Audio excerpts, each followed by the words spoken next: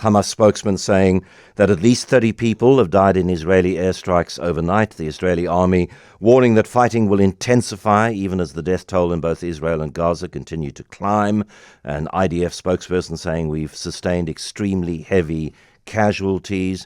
Dozens of Israeli Air Force fighter jets striking more than 200 targets in a neighborhood in Gaza, a neighborhood believed to be the hotspot from which Hamas devises and executes attacks.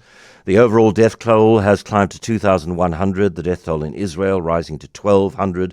Officials in Gaza saying 900 people at least have died. Survivors in both Gaza and Israel are describing the scale of devastation as something they've never experienced in the decades of conflict between both sides. In Israel, people are describing the Hamas attack as a massacre of civilians. In Gaza, people are saying that there is nowhere safe for people to go. Women and children are being indiscriminately slaughtered.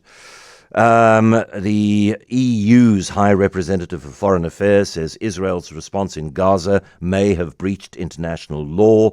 Israel has the right to defend itself, but it has to be done according to the right of international law, humanitarian law. Amy spoke yesterday to somebody from Human Rights Watch who said it is quite clear from available information that both Hamas and the Israelis are guilty of war crimes. Hamas guilty of the war crime of kidnapping civilians, and one of the war crimes for which Israel probably won't be held to account is the illegal siege of Gaza, the shutting down of food and water and medical supplies to that part of the world.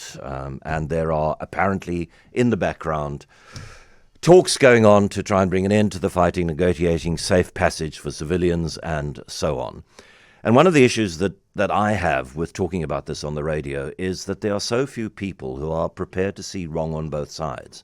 Those people who are allied to the Israeli cause see only the atrocities supposedly actually committed by Hamas, and refuse to accept that the Israeli Defense Force is doing anything other than it is legally entitled to do and morally obliged to do. His ideological connection is with the Palestinian cause, with Hamas. They say there are no civilians in Israel. Every person killed is a representative of the Israeli government, therefore a legitimate target, and they are saying that the stories of rape and children being killed alongside with their families and stories of bodies being beheaded, those are fictions and so on.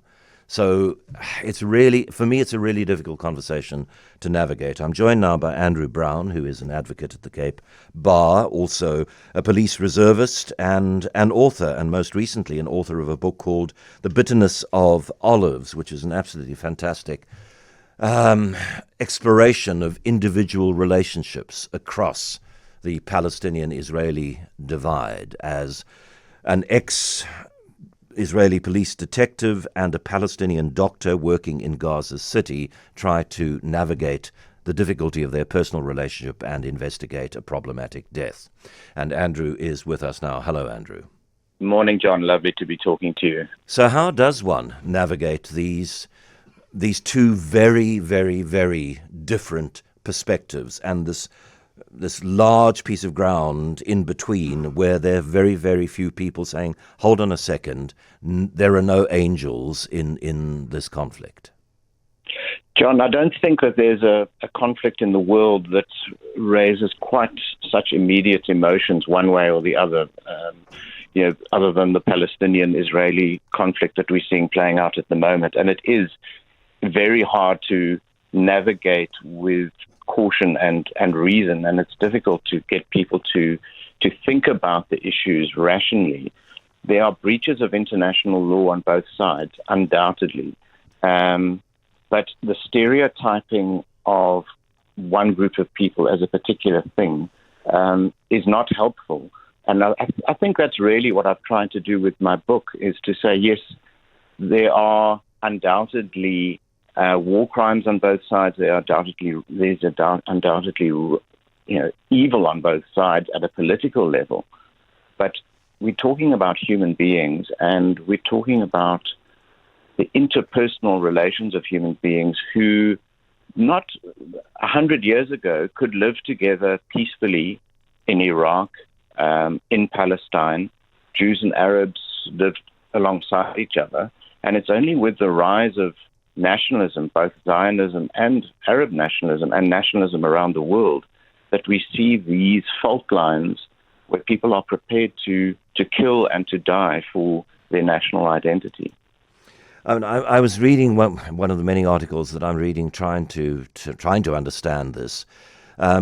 Talked about when John Kerry was the U.S. Secretary of State, became that in 2013, and he spent a lot of time trying to negotiate a two-state solution. Some of the numbers. He talked with Benjamin Netanyahu 375 times. He made 40 visits to Israel. He made 39 visits in 1 year to see the Palestinian president, Mahmoud Abbas. And he failed because of Israel's steady building of settlements on the West Bank and divided leadership among Palestinians. There was no trust then between the two sides, and there is even less now. And given what is unfolding, given the scale of the Hamas attack and the scale of the retaliation by the Israeli Defense Force, trust is obliterated and will be almost impossible to achieve any kind of negotiating framework from here. John, yes. I mean, it's a depressing scenario, but there can be no resolution in the short or the long term unless the plight and the rights of Palestinians are recognized. And I think that is where this attack has come from. Israel receives $3 billion in U.S. military aid, but there's no condition on that price tag to say, we'll give you this $3 billion military aid, but you need to stop building illegal settlements in the West Bank, or you need to start talking to the Palestinian leadership.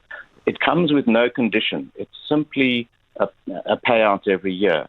And when Saudi Arabia starts sidling up to Israel, suggesting they're now going to have normal relations with Israel, there's no condition in the agenda about the Palestinians. The Palestinians are not mentioned by the Saudis, by the UAE, by Qatar, when they sidle up to Israel. I find that extraordinary.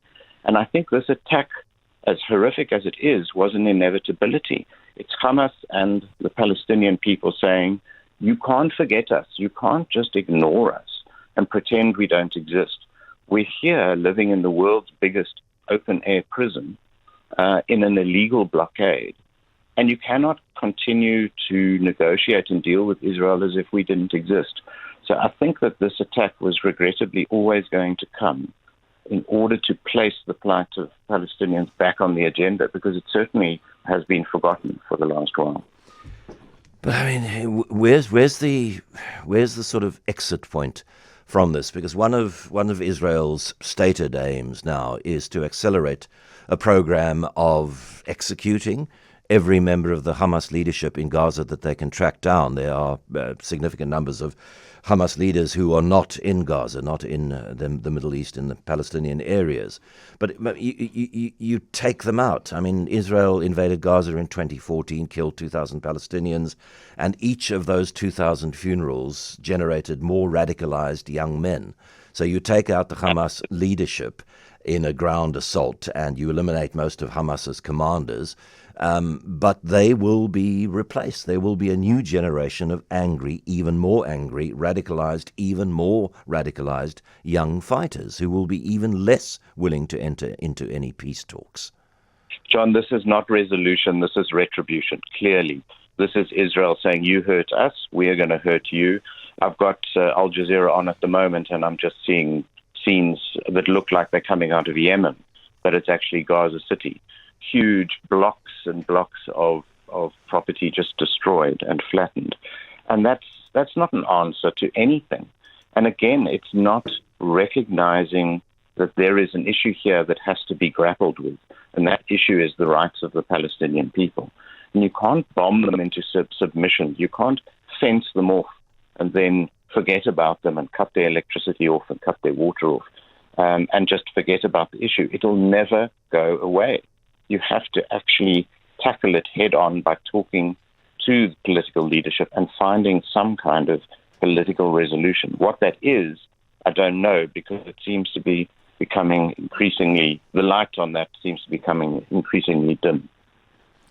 Andrew Brown, thank you very much indeed. His book, The Bitterness of Olives, is a very, very, very beautiful, if troubled, window into this conflict and the sentiments that underlie it. See, most of the world has given up on a solution. That's the thing. Most of the world has given up on a solution. They've just accepted that this is going to be eternal conflict. Great many Arab countries have given up, as Andrew indicated. Abu Dhabi, Riyadh, they see the global economy changing. They want to be at the forefront of that changing global economy. They want to link up their huge oil-based wealth with innovation and high-tech security and AI. They want peace around them. They want to stay ahead of Iran. They want to cooperate with Israel. And the Palestinian cause was central to their foreign policy agenda for decades. And now it's just another concern. And it's another priority which has to be balanced.